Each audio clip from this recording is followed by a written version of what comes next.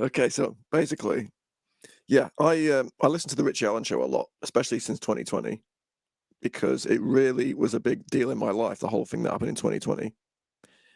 You can hear me now, right? Yes, perfect. Yeah, yeah. So, and basically, what happened was I was listening to the Rich Allen Show all the time. I listened to a lot of your interviews and a lot of John Waters and Mark Biersky, and I think feel like you three have a really good take because you cover different sort of sides of what's this whatever this thing that's been going on since 2020 and probably has been going on previous.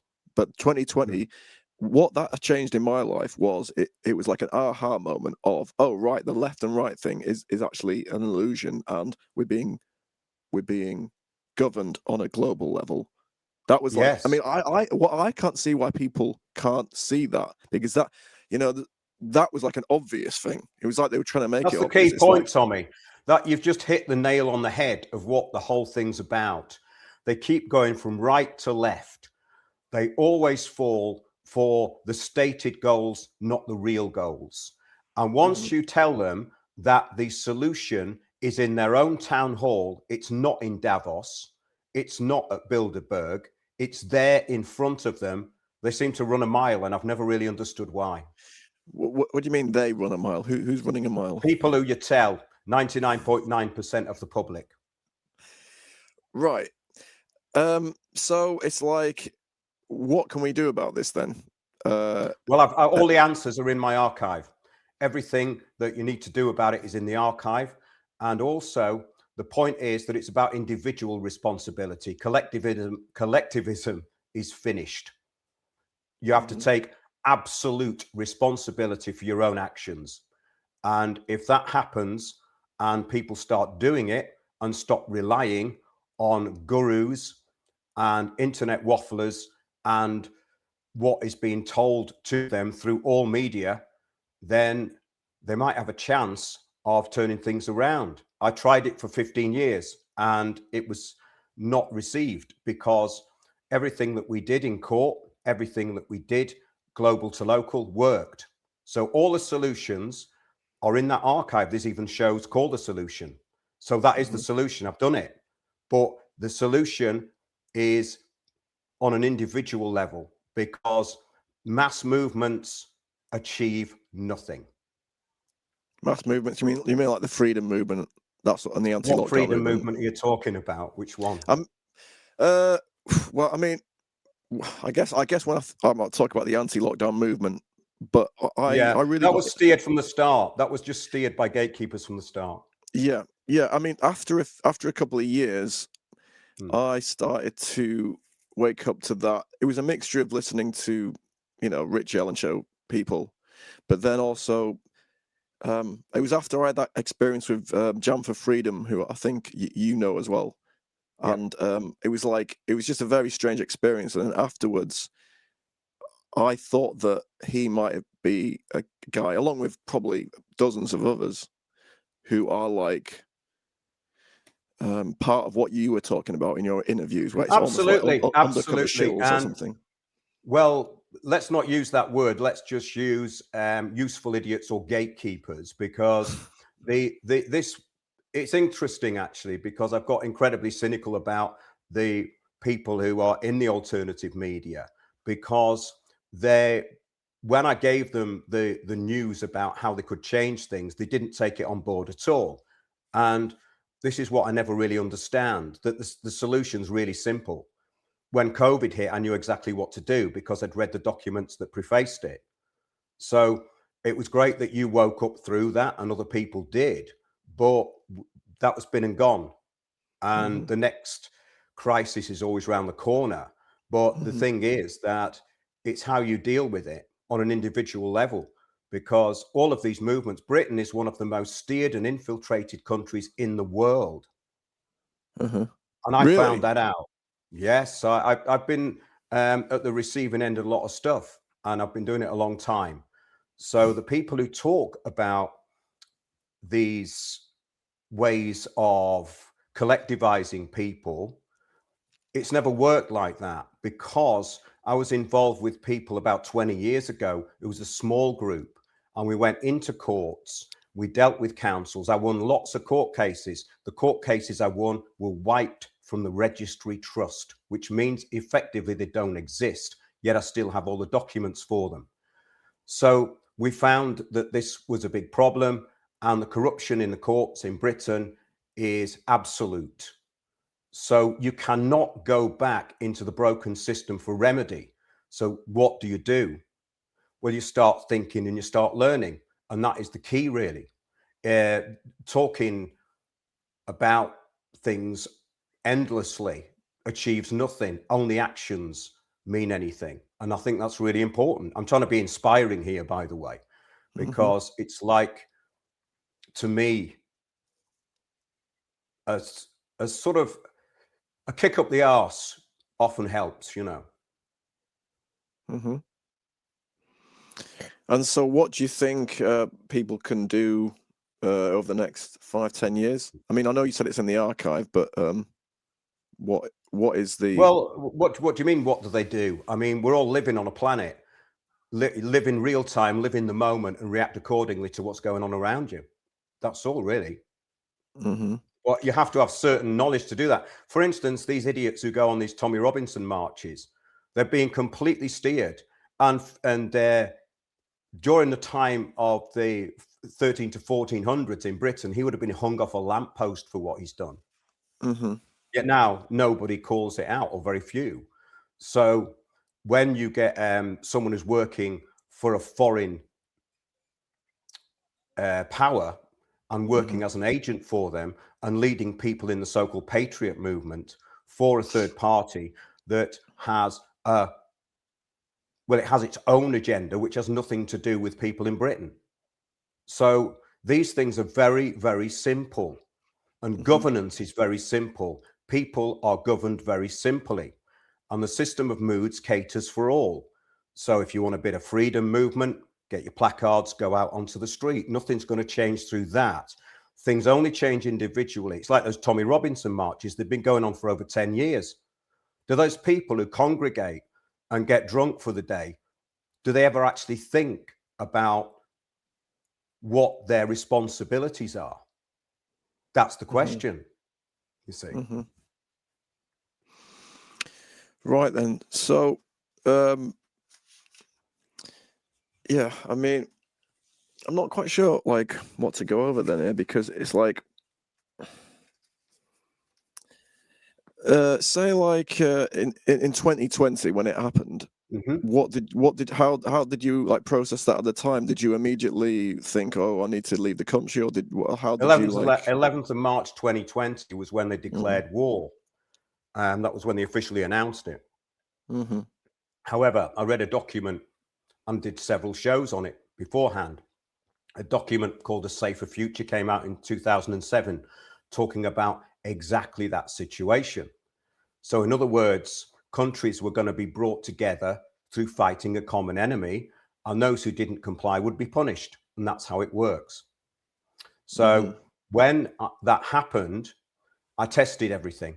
I tested the dynamics of what they were doing. When they said there was a lockdown, there was no lockdown. So that was interesting to start with. There wasn't a lockdown.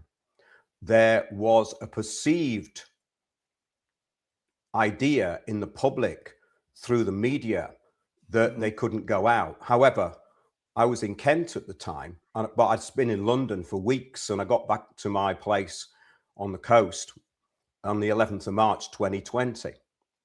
And then I just decided to test the dynamics of it, and I found that the roads were not full of roadblocks. They weren't full of police. No one asked you where you were going. I immediately then decided to carry on as normal, and I phoned up some friends who I was going to visit. Say, if I was going to visit you, I'd say, right, Tommy, if I get stopped by the police, you tell them this.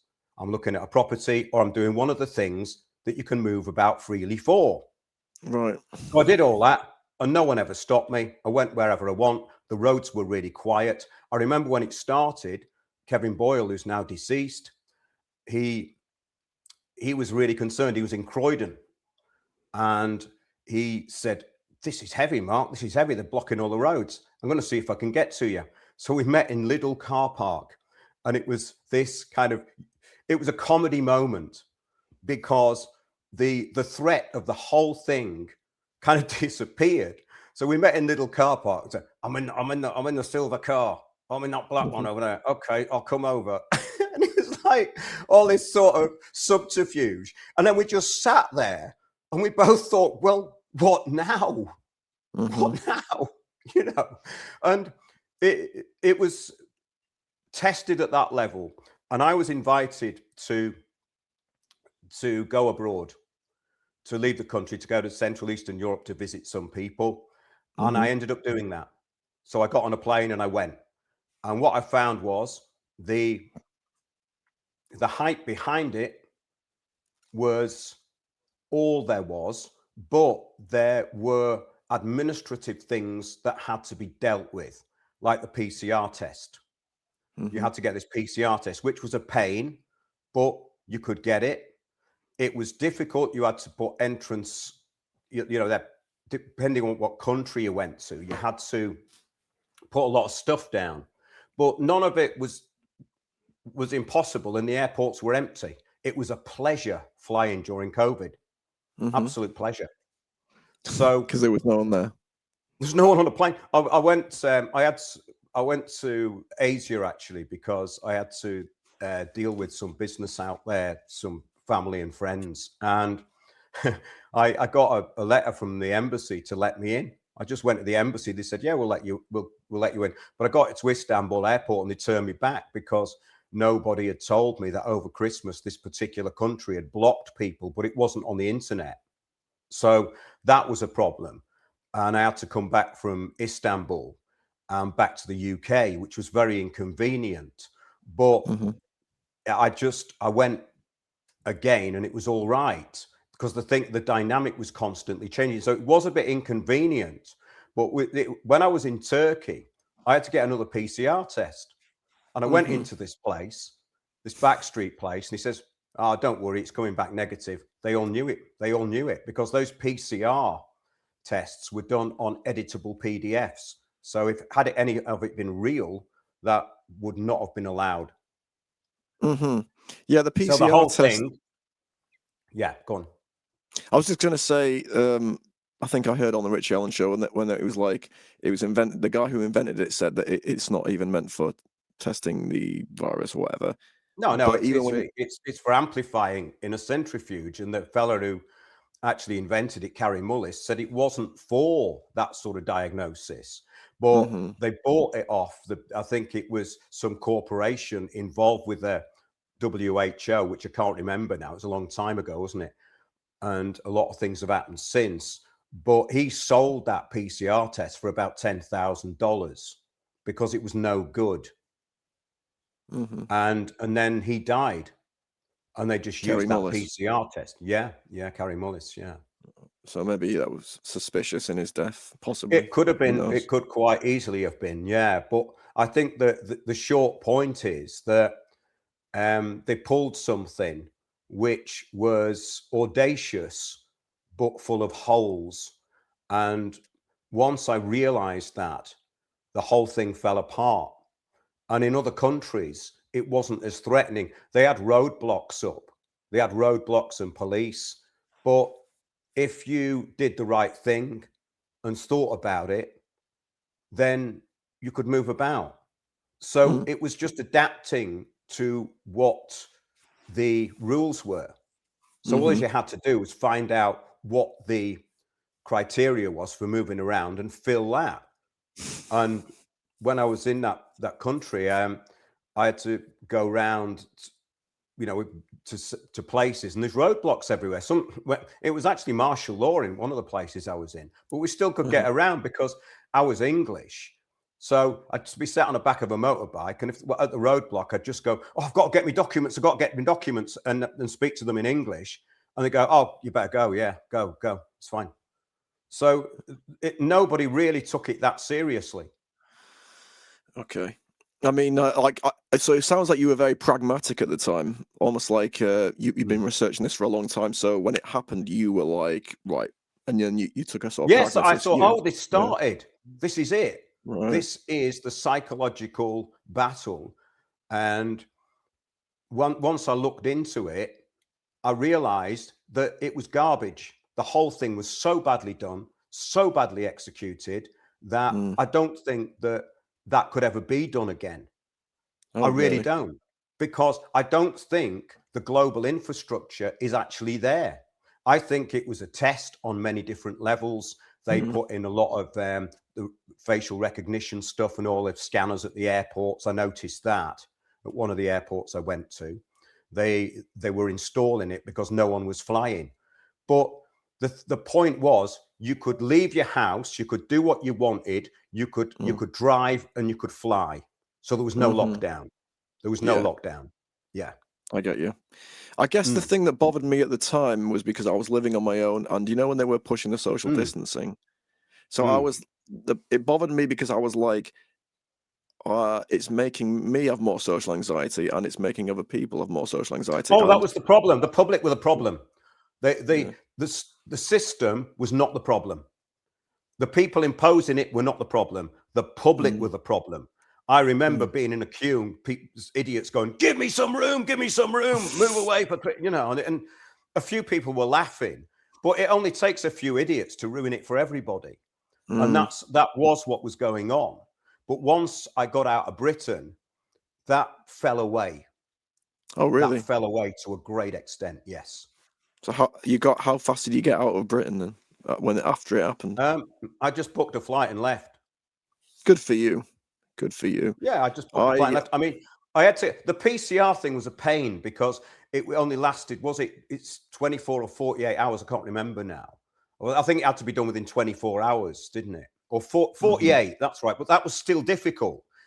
So I bought a kit in a chemist in Highbury and Islington, and I drove mhm. it. The lady said, "Oh, you can drive it to this place." And this is a funny story, actually, Tommy, because I went there with the sat nav, and it took me to the back of the place, but it was identical. Yeah, and they said you drop it in a blue bin, but there's a massive blue dumpster there. Yeah, and I thought I can't be putting it into that. That's ridiculous. You know, there's huge dumpsters. Right. And it's lucky I didn't put it in there because it was actually round the corner and it was a blue box attached to a building called Medicare or Right. something. And there was these Nigerian people, and they'd come all the way from Devon to this place. It was really inconvenient, like it was very Right. inconvenient. But once I got the hang of it, it wasn't a problem. In Okay. Britain, it was the public that were the problem. They Yeah. were what were worrying me, the public, because when I spoke to them, the garbage they were coming out with was horrendous.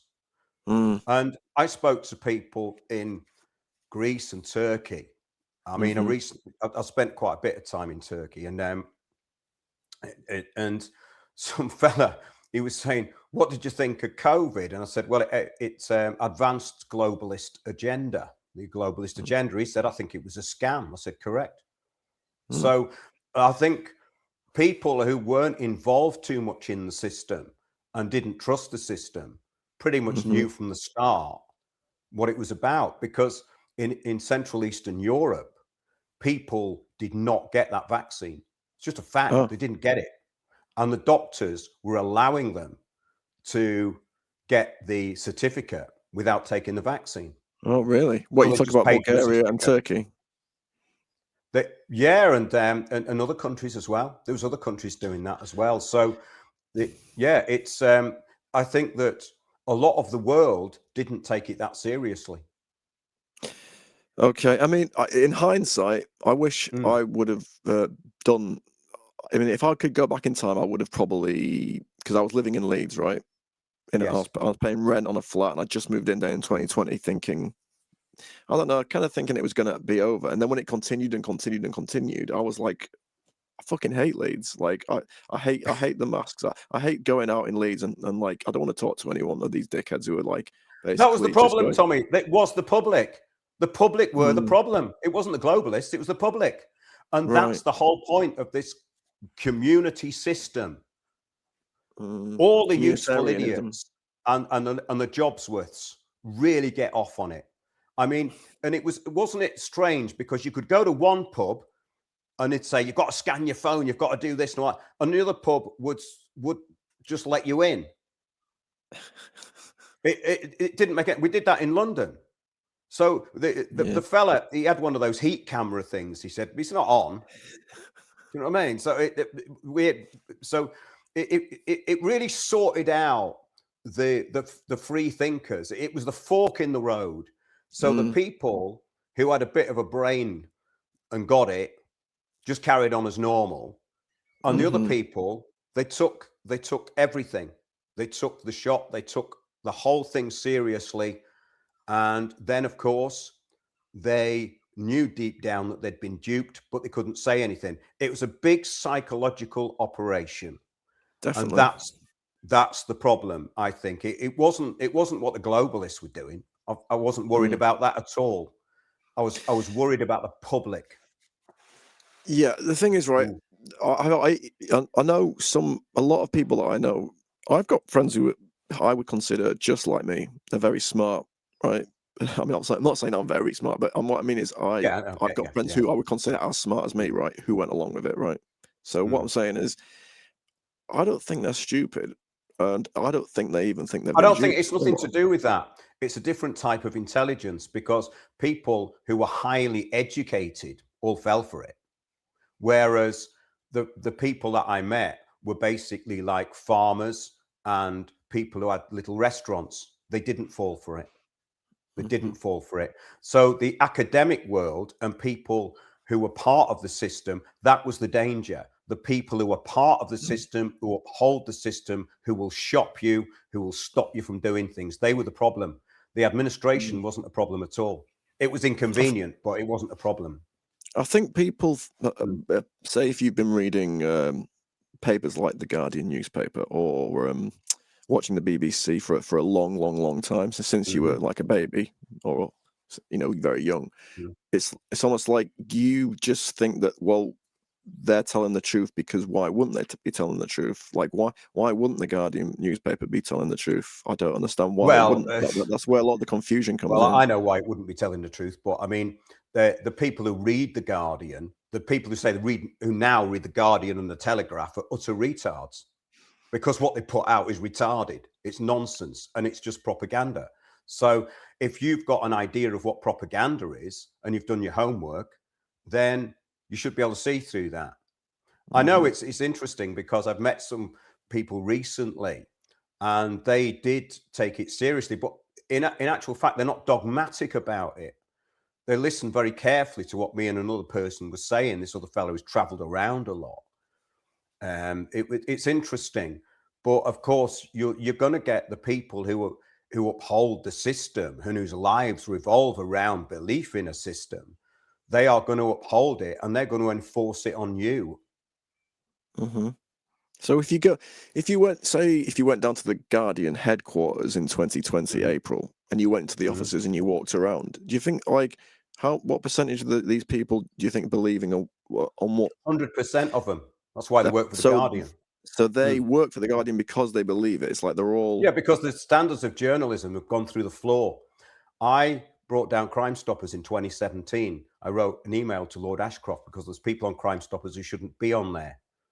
And Mhm, he brought everyone off Crime Stoppers. Crime Stoppers has been massively reduced now into a website that no one takes seriously, in my opinion. I right, tried to say to the legal editor of The Guardian and several other newspapers that Crime Stoppers, the people who were put, not Crime Stoppers itself, but the website, um, there was bent police uploading photographs of people they basically didn't like. That's criminal. That's perverting the course of public justice. And none of the UK newspapers would cover it, not one. Going back further to the cases I brought against Waltham Forest Council and what we did in the county court to expose what was happening with things like the Child Support Agency through my friends in a group called the Deadbeat Dads. They found out that the whole thing was fraud. Not one newspaper in the UK would touch it, and pretty much no people in so-called alternative media. So you have to draw wouldn't a touch what exactly? conclusion from that. Sorry? What was it that they wouldn't touch? They wouldn't Sorry, I touch what just was going on in the courts, I've just told you, and okay. the Crime Stoppers. I brought Right. that down in 2017. Everyone came off it overnight. And So you and had the, and the head of Crime Stoppers, the media guy from Crime Stoppers, he called me and he said, "I gather you've been in touch with Lord Ashcroft, our chair of trustees." And I said, "Yes." And I told him what had happened. He was really shocked and he resigned 2 weeks later. No newspaper will touch it. My stuff's been marginalized from the start because it works. So right. So you actually had some kind of success then it in all bringing worked. something down. Everything I did worked. And I'm not being big headed. It's just frustrating that 20 years later, people are still going around down the same rabbit holes they were doing 20 years ago. But the thing is, to start with, this truth thing was quite good. When 9/11 happened, David Shayler, the MI5 whistleblower, got on Sky News TV talking about it Mhm. as an inside job. Mhm. Now, that had never happened before. And very soon after that, the 9/11 movement in the UK was fully infiltrated. Fully Right. infiltrated. And So did you this expose is that on my your point. videos too? Yeah, I've explained it. This is why I mean, I don't want to sound like dogmatic or anything, but I've been through this stuff for 20 years. Yeah. And if people want the solutions are within you and how you Mhm. react to things. Collectivism is not going to work in this time. There isn't going to be a peasants' revolt. The peasant, of course, Britain never really had a revolution because the peasants' revolt was stopped. But the point is, the people who are getting steered into these movements and going to these marches for 10 years with that traitor Tommy Robinson and all of the Mhm. people around him are agents of a foreign power. All of them, they're all traitors. So if people are still falling for that, it shows a lack of discernment, which is very worrying if Mhm. you're going to consider joining groups. Because Mhm. in my background, I we saw what happened to Occupy. We saw how that was taken over. Could do a whole show with you on that. It was fascinating. But the template for the takeover of Occupy is the template for every single movement that they call grassroots. And this I've covered in so much depth. I've taken the whole thing apart and also being a victim of it all. You have to be a Mhm. victim of it all to learn from it. You have to Mhm. be attacked by it to understand the protocols by which they go by. Once you know the rules, then you can circumvent them. But you have to know the rules of engagement. And people going on marches who don't know the rules of engagement will keep going on those marches until they drop dead, which is pretty depressing and Mhm. nothing would be achieved. But all is you have to do is read about the world revolutionary movement, read about the Russian Revolution, read about the French Revolution, read about what happened with the breakup of the Soviet Union, read global politics, take notice Mhm. of what people around the world are saying. And to me, that's it. I've learned so much from doing this that Mhm. the template is completely obvious. And I'm happy to talk to anyone about it, but nobody really wants to listen, which is, I find Mhm. really odd at this point. Mhm. I mean, I guess there's many reasons for that. I mean, your Mm. content is quite dense, and it's almost Mhm. like people have to like sort of take hours and hours and hours and hours to sort of Well, get. Oh yeah, I'm this is gonna. it, Tommy. A very important point. Yeah. I spent thousands of hours looking into this stuff, Mhm. but it has given me an education which is worthwhile. And I will Yeah. never stop researching and learning. Now I'm into the ancient history stuff. The whole thing's part of what I call a lifelong learning project. If you're not learning, you're stagnating. If you're Yeah. watching television, if you're going on these marches, holding placards, what are you achieving? Ask yourself, what Mhm. are you achieving? And that Mhm. is the main question, because it only takes a few people in every area of Britain to turn that around. You'd need a sleeper cell of, say, 3 or 4 people. A cell of 3 Mhm. people can do a lot. This is why this gets shut down, because once you offer real solutions, you'll find yourself marginalized. But that doesn't matter, because things have to be done, as I said, on a small and individual basis with small groups. Large groups are always infiltrated. So you have to work under the radar. And that's really where you get to learn that the infiltration and the people, the intelligence assets in the UK are everywhere. If you want to take on the court system, I've met the most bizarre people who were defaming me. I mean, they introduced themselves to me as friends, even went out drinking with these people to a meeting.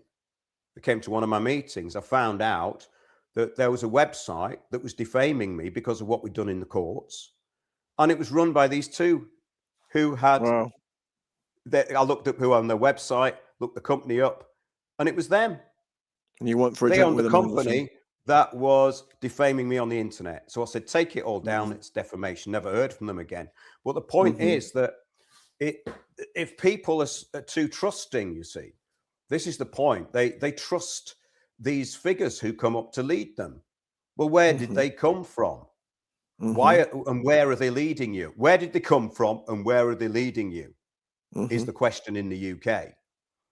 Because Do you think it's important to expose these people, or do you just sort of No, I get think once it's you find important out, to get on? know how it's done, because the point is that it's an education. Once I learned the template, the Soros type template for protest, which is used all over Britain. I mean, all of that. Do you really think that those marches, like that last one on Saturday, they have to get permission to do those from the government, from Westminster Council, from the police? They have to have meetings with all of those bodies. So when I went up there, it must have been about 10 years, that Tommy Robinson nonsense has been going on forever. And of course, it was before it was the EDL, it was the JDL. And in America, that is known as a terror group. So once you learn the nature of terrorism and what terrorism actually is, I call it errorism now, because it's such garbage. But once you know how the way Britain works is full on infiltration. And I used to know this Pakistani barrister because he used to do affidavits for me to take into the court, because the British lawyers wouldn't do affidavits. Even the Royal Courts of Justice would only accept a witness statement. They wouldn't accept an affidavit, which is the highest form of truth. So that's the Royal Courts of Justice. But I've been up to the Royal Courts of Justice loads of times, and I've interrupted court cases. And that's not a big deal either. But you have to know what you're doing. And you don't need to be an expert in anything legally. You have to know the particulars of the law that you're using. And I did all this. I used to go see masters in the Royal Courts of Justice all the time. And I saved a charity in North London that was taken over by these people, by terrorists, domestic terrorists. And this template is, I've talked about it a lot, but if people want to find out, they can go back into the archive, look at all the stuff I've done about protest. Just look at it, because it's simple. It'll save you a lot of time. Listen to that for a few hours, you know how it works. And that's the thing. I've gone way beyond that now, you see. But I'm still willing to talk about it if people are serious. But what I found was, last time I was in the UK doing talks, people aren't serious. They're not serious about it. They will listen to what I say. The next week, they'll listen to some garbage conspiracy crap. And this is why I'm being sort of forthright on this show, because I'm not looking for popularity. I don't care anymore about that. But if people are serious, I'll talk to them. But if they're not serious, I don't want to talk to them. And that's my position on it now, after all this time, because of what happened and the way that even the alternative media were trying to shut me down in the UK. They certainly shut me out. But I was doing a daily show on this David Icke TV thing, People's Voice. And that was full of spies, that People's Voice. And what happened there was It was an outrage. It was an absolute outrage. The way that public money was put into that, and they pulled it. It's a long time ago, but I put everything David into Icke's that. show. We say it was David Icke's show or something connected Yeah, to David he Icke. had a business partner. Okay. No real books were produced for the second audit. There was a very loose thing put together, and then they pulled the whole thing. So it lasted about 6 months, and I put But do you everything trust the into that. Ikes? Would you trust David Icke and the I Ikes or don't not? really have any opinion apart from that it's not what I want to listen to. Right. I certainly wouldn't listen to David Icke. No. Okay. It's if you're a complete beginner, I would actually suggest read people like Eustace Mullins, even Bill Cooper. But Ike's all over the place with the reptilian stuff, which is basically the box set of V. You know. But do you think he's been sort of put in where he is because he's controlled in some way too, or is that Well, just a absolutely, coincidence? because he is giving you a certain amount of good information mixed with stuff that will get you nowhere. That's how Right. counterintelligence works. So do you think he's So, counterintelligence? well, it doesn't matter whether he is or he isn't. What he's Right. doing works as counterintelligence. Do you see what I mean? Right. The result is the same. I read all his early books, and I can say with some confidence that there's huge amounts of garbage in them. Huge amounts of garbage. Yeah. Yeah, I mean, I went to a lot of his talks too, and I got a lot out of his 9/11 stuff, but it His always book, The comes up with a Trigger, was very question. good, but it was all stuff that's been done before. You know, the point is that there's good researchers out there. You don't need to go to these populist people like that who's mixing a load of new age garbage in with it and not giving you a solution. When has he ever given a solution? Never. Not one. Right. Okay. Never given a solution. When I was there, we were doing all that stuff in the courts. My show was taken off air. My show was taken from the live show of 2 hours with a phone in, and they made an excuse up and put it down to 1 hour recorded, and then the whole thing imploded. So I have no confidence in a lot of people in so-called media. And that's, I think, a very important thing. People shouldn't have any confidence in that. They should take responsibility and learn. And the whole thing, life is it's a one long learning curve. I'm constantly learning. Constantly. Yeah.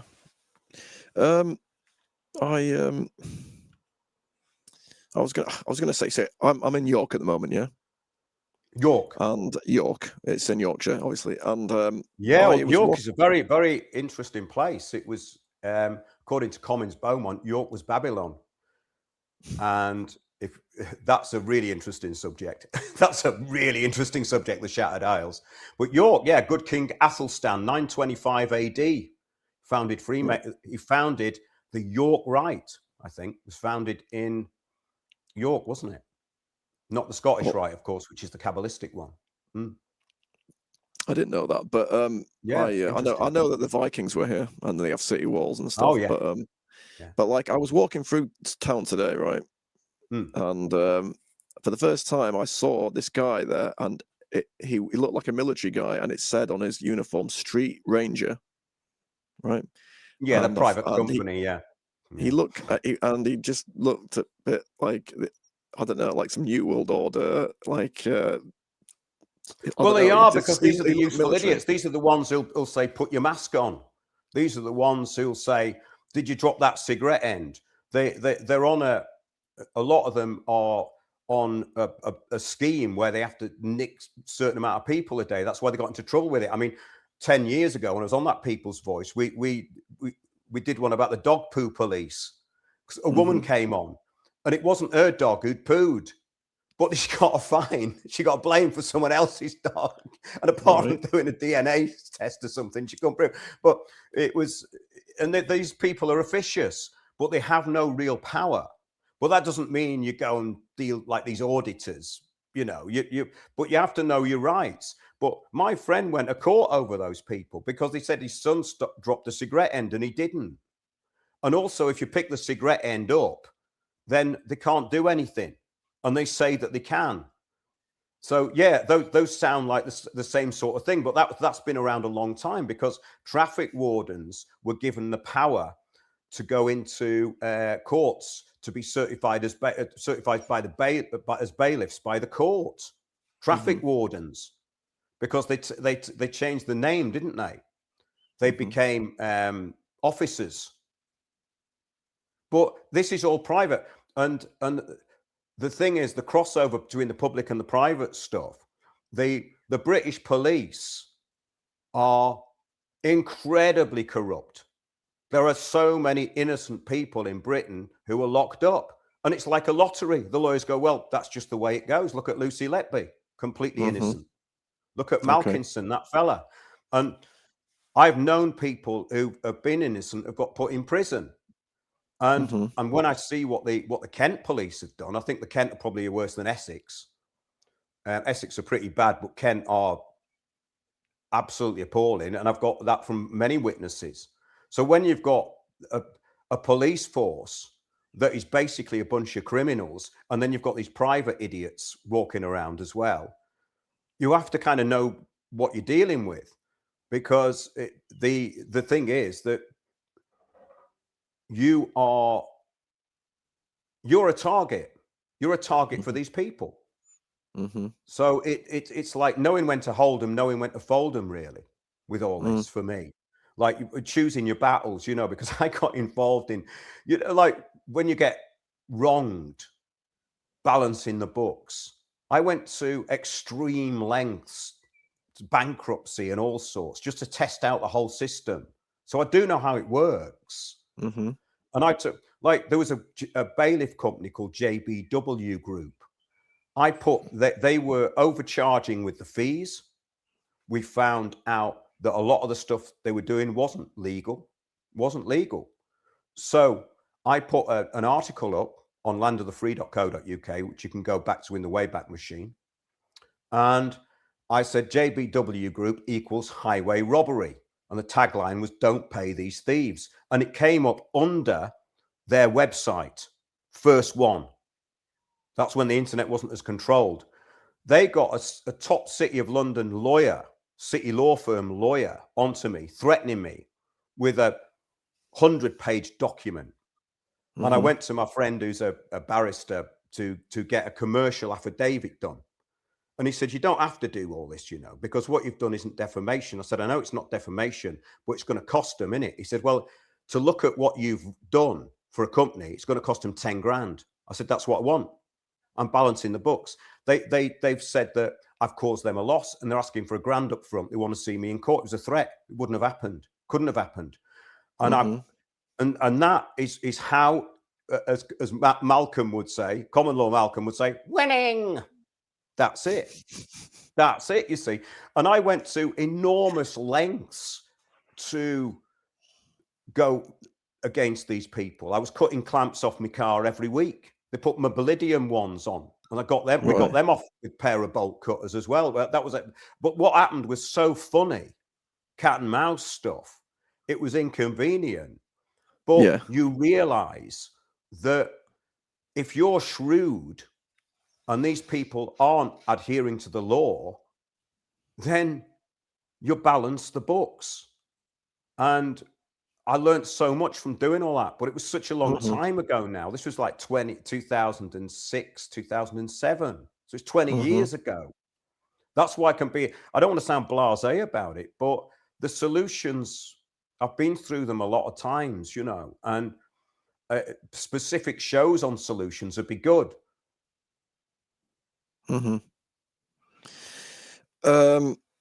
Yeah. So what was I going to say here? So basically, I'm going to leave the country in about a year. I should have done it probably a few years ago, but I thought of a few places, and my idea at the moment is Spain, right? And when I was I was listening to one of your podcasts maybe about 2 weeks ago with Richie Allen, and I literally just like put on the first one that I saw with you, and I just pressed play, and you were talking about how you wouldn't go to Spain because it's the most tyrannical place in Europe, or Yeah, it's a police state. I mean, it's the police are really heavy there. There's lots of laws and rules. I suppose if you get more out into the country, I do like Spain. I like mm, Spain and Portugal, but mm. they are a bit over the top, and there are countries where you can get more freedom than that, and that are a lot cheaper as well. So it's basically I've got an Irish passport, so I can work in Europe. Oh, So where you're lucky. I mean, I've only got a British one, which is a problem now because of Brexit. But mm, if you've got an Irish one, you can go anywhere you want pretty much in Europe. so where would you think would be the best, It's sorry, up the to you and most what you free want, place? because what I want and what other people want are always totally different. That's I true. just like That's true. freedom and to be left alone. So I like freedom I'm not too. really, I don't really need anything. Yeah. I like freedom too, but I thought Yeah. about basically. I thought if there's going to be tyranny, I at least want to be somewhere warm. So it would. I just Well, thought, the well, tyranny, you see, I think this is a very important point, Tommy, because tyranny is around you at all times.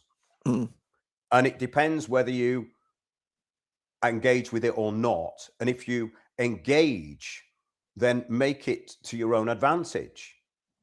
You know, I mean, this is the point. I got into this thing about balancing the books was so important. There was a few friends that I do. Yeah, with balancing the books.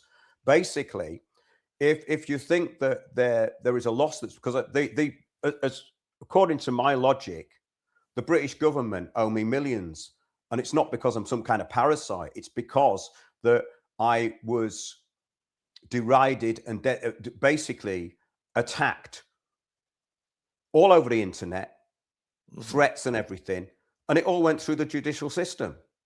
So one day my friend's dead because of it. My friend died because of it, because of the sheer stress of what happened. And these were all people who were assisted by the British government. So I'll never get compensation for that, but your friend died I'll from the make stress sure of that it's dealing not with it. forgotten about either. You know, Do I you think ever that's feel like? important. Do you ever feel like personally, like your life is being threatened? Do you ever get the fear of that, or do you just are you so passionate about the message that you don't let the fear affect you? Well, the thing is that to get yourself killed, you've got to. This is a different level, you see. I mean, there was one person who was taken out that I know of. I know a lot of people in this conspiracy world. They're doing these podcasts and they think they're doing something edgy. Well, they're not. Talking about it doesn't get nothing happens to people who talk about stuff unless they've got a real solution and unless what they're doing really works and Hmm. they know stuff. But basically, you're in a bargaining situation and you can either engage with stuff or not. When I realized how movements were steered and I saw the undercovers and all the rest of it, it's a bit of a joke, really. But these people are nasty. They're sociopaths. Some of them are psychopaths. And I think the point is that if you're clever, we're in mimetic warfare. So if my view is I stick to the law and I uphold the law, therefore it becomes difficult for agencies to. My phone was tapped by Waltham Forest Council. I know that for a fact because someone who's a telephone engineer told me, and that was just because I was challenging them over council tax in 2009. But that's illegal, you see.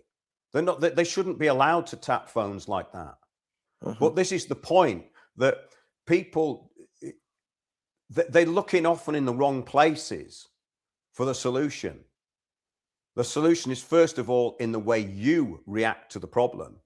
And secondly, the solution is if it's on your doorstep, it's all global to local. The global to local thing is where everything happens. When I left Waltham Forest in 2015, it was interesting because this gentrification, this mini Holland, it was the first one.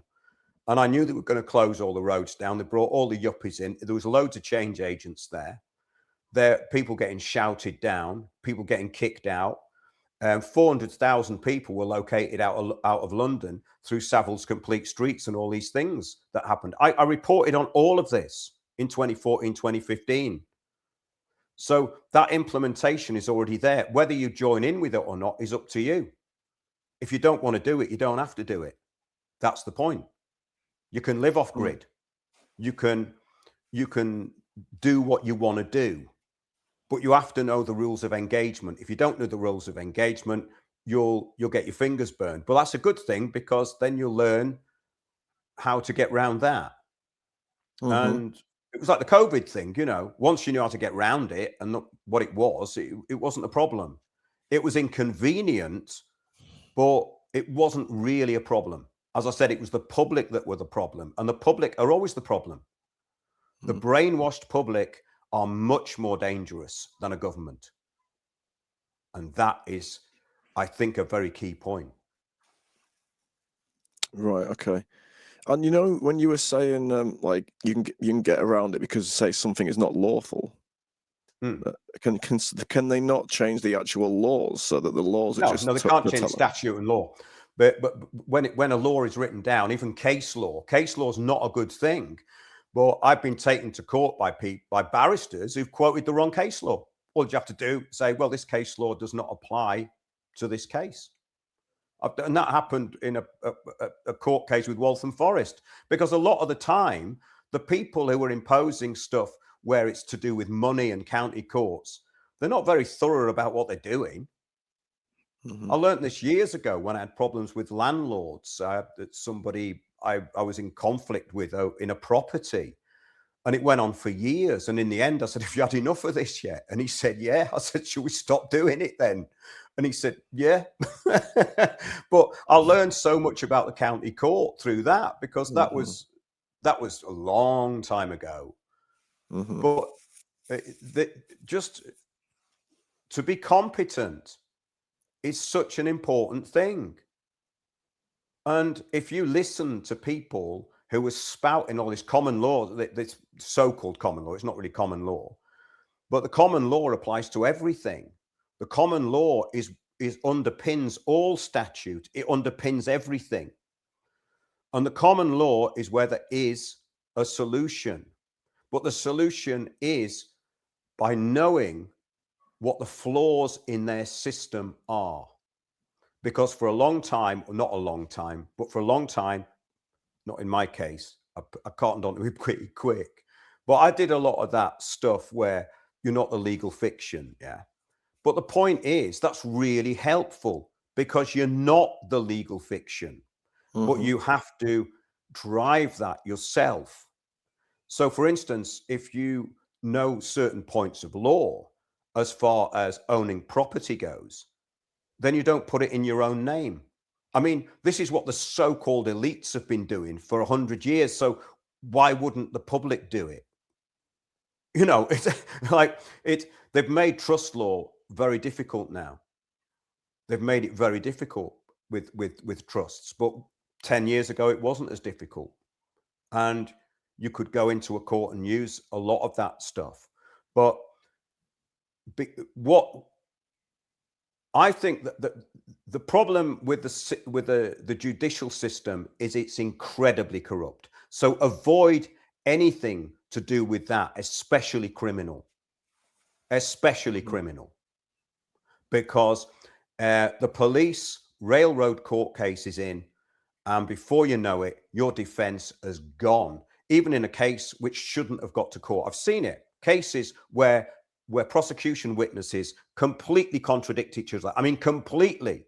A good barrister would get it thrown out, but when it gets into that court, they treat it like a kind of game. And a lot of these cases are predetermined, and that's scary. The Letby case, for instance, that's really horrific. What happened to that woman? And why did they want to do that to her? Well, why do you think? You see, but the thing is, I haven't researched that at all. But why do Well, they want to? it's basically it was malevolence, because she won a tribunal against the doctors. The hospital was failing. The doctors, these managers, basically, which is what they are, it wasn't performing properly. And anyone who works in the NHS will tell you that the nurses are always scapegoated. But in her case, it went much too far.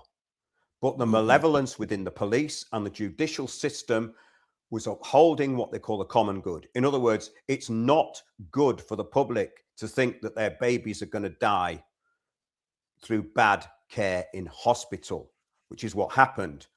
It's much better for the public to believe that there was a lone wolf killer nurse there who's now been put in prison and everything's hunky-dory again. And Mm. that's happened time and time again. That is very dangerous and one of the worst aspects of the British legal system. Because this fella I used to know years ago was a barrister. He said to me, he was actually Pakistani. He said, Britain is the most corrupt country in the world. The corruption in other countries is visible or it's obvious. Hmm. But in Britain, it's not obvious. And they hide under wigs and they hide under performances. And there is subterfuge that goes on through the High Court, through corporations, through bailiff companies that I've uncovered over the years. And what I've seen and been through would completely blow people's minds. But Hmm. it's an education. That's Mm. why I can sit here and say, well, that's the way it is, because I've seen the way it is. Hmm. But it doesn't mean you have to take it too serious. I don't take it seriously. I took it Right. seriously when my friend's charity was being destroyed and attacked, and basically she died of the shock. That was serious. We were under serious attack. Mm. But what I found out was the layers of corruption, and there's always a way through, because we had everything stacked against us. We had the police against us with community police. They put it in community policing. We had the council trying to get involved in the theft of a building. We had property developers involved. We had people within the courts involved, but we still found a way through with a piece of paper with something written on it, which I gave to the judge. Right. And all that was a simple statement that the people who'd taken over the building had no right to be there. But if you have a lawyer, they will argue points, and it'll go on for years. So knowing this stuff saves you a lot of money, and knowing this stuff could actually save your life, because the stress of these interactions can kill people, as it did with a friend of mine. Oh, okay. We almost at the hour mark. I was just wondering Mhm. if you had some of these videos on is it windowsontheworld.net, Yes, where you focus on the solutions. yes. What was the what title of, say, the one Put of the the best solution videos? in and have a good look around. There's about 400 shows on Spreaker. If you want to put the work in, you will find it. If people want to email me and they want a specific thing, then they can email me through the website, and I will send them the information they require, which will be in the shows. So it's all there. Okay. Say if we carry on as we are and we don't sort of Mm. change the way we are in 20 years, how would you see that, like, the world looks compared to now? Well, 20 years ago, they said we're going to be living in a dystopia. What's a dystopia? It's a concept. It's conceptual. So what the global action plan is all about is conceptual. It relies on certain drivers of change, climate change, Hmm. pandemics, terrorism. Once you know what these things drive, then there's nothing really to be scared of about any of it. And COVID taught a great lesson. In fact, they should do another one, because this one will be even worse than that one, Hmm. because they put a lot of time in getting that garbage together and it was still rubbish. Everything they do is crap, and nothing is done within God's providence. So it all falls to bits. It's like what's happening Hmm. in the Middle East at the moment. So I would say that what you're doing now creates the future. What you are doing creates your future. It doesn't matter. I'm not interested in what the globalists are doing. I'm not interested Hmm. in what they're going to be doing in 20 years' time. They've failed already, in my opinion, Hmm. because I've learned so much about the system that I feel educated within it, which is great. So I live carefree, I'm happy, I'm buzzing all the time. But when I do something like this, I'm fairly serious because I'm trying to, it's a bit like, as I said at the beginning, I mean, it's good to have a bit of a kick up the arse for people. I'm not being like antagonistic here. What I'm trying to do is inspire people. And that I've done that personally with a lot of people. They say, God, you were right. I said, Joe, look into it, do it, because it'll work. And they go, it worked. And they go, oh, that's great. You know, so it doesn't matter what the globalists are going to be doing in 20 years' time. What are you going to be doing? That's the important thing. And it's not me, me, me. It's about what are you doing to grow? Because a new civilization has to come out. People are getting so dumbed down now. I don't want to be around dummies. That is the thing that really bothers me, being around a load of dummies. I want to be around people who are creating a new civilization, who've got big thinking, who are intelligent, who I can have good conversation with, that something productive comes out of it, something's built from it. Not the banality of doing the same thing over and over again, expecting a different result and it never happening. And that's what I call change, because they're always talking about change, but what they do never changes. It's always the same. Yeah. But if you can change and adapt yourself to what's going on, you can still live off grid. You can still have less engagement with systems. You know, it's up to the individual, really. Individual It's much more responsibility. difficult if you're stuck in a career job, but it depends how serious you are about it. It depends how serious you are about the limited amount of time that you're on this planet. And I enjoy every second. And I have a ball. I love it. I'm learning all the time, feel great. And it's very positive. There is nothing to be negative about. So there you go. I like that. That was a good rant. Do you want to leave it there then, because we've done an hour? Yep. Well, thanks very much, Mark. I was really excited about this podcast, and I think you did you gave some really good information. Yeah, I'm trying to give information, Tommy. That's all I'm trying to do. I'm trying to inspire people and give information. Okay. Well, maybe I'll see you sometime in the future. You know, you probably will. Who knows? I hope I get to maybe see you at a gig or something. Oh, I'm doing gigs now. I've got a new show together. Been doing some gigs this week, freaking people out, and then they freak out to start with, and then they go like this. I put some up on my YouTube channel because I do miss that, because that pure essence of rock and roll is freedom. It is freedom. It is, definitely. I agree. Absolutely. Yeah. So keep playing, keep enjoying music, and keep creating. And don't be like them. Cheers, mate. Okay. Bye. Cheers, Mark. Okay, bye.